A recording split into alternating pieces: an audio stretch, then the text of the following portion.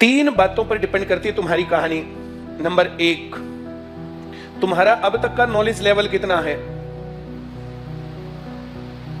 Knowledge level तुम्हारा कितना है, 1। दूसरा, तुम कितनी स्पीड से पढ़ोगे।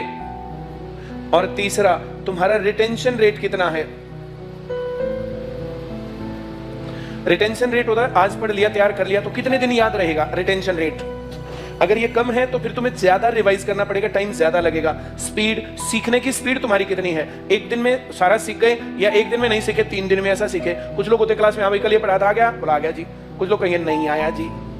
तो तुम्हारी स्पीड कितनी है सीखने की, तुम्हारा रिटेंशन रेट कितना है, और तुम्हारा प्रीवियस नॉलेज लेवल क्या है। लेट्स से तुम्हारा प्रीवियस नॉलेज लेवल 40 है और सिलेक्शन के लिए चाहिए 80, तो तुम्हें यहां से यहां तक 40 की दूरी तय करनी पड़ी। 80 प्लस होंगे तब तुम्हारा सिलेक्शन होगा। तुम्हारे पहले से ही लेवल 60 है, तुम्हें यहां से यहां तक 20 लेवल क्रॉस करना पड़ेगा। अब तुम्हारा प्रीवियस नॉलेज लेवल 25 है तो फिर तुम्हें ज्यादा टाइम लगेगा। भाई ज्यादा डिस्टेंस ज्यादा टाइम, कम डिस्टेंस कम टाइम। दूसरा, स्पीड।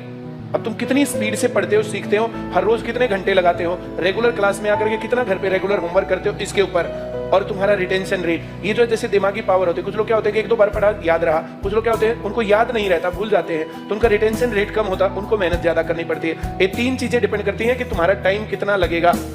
कुछ लोग 3 महीने की तैयारी में नौकरी लग जाते हैं, कुछ 6 महीने की तैयारी में नौकरी लग जाते हैं, कुछ 9 महीने में, कुछ 1 साल में, और कुछ लोगों को 1.5 साल, 2 साल, 2.5 साल और 3 साल भी लगते हैं। अब ये डिपेंड करता है कि तुम्हारा प्रीवियस नॉलेज लेवल कैसा है, अच्छे स्कूल में पढ़े, खराब स्कूल में पढ़े, तुम्हें कितनी बातें पहले वाली आती हैं, फिर तुम्हारी स्पीड कितनी रहेगी, कितने अच्छे तरीके से पढ़ोगे, और फिर रिटेंशन रेट। अब इसके ऊपर भी हम सारी बातों के ऊपर बात करते रहेंगे। नौकरी लगने का तरीका यह है, जिसको सरकारी नौकरी चाहिए उसे मैथ आना चाहिए, और यहां मैथ मैं पढ़ाऊंगा।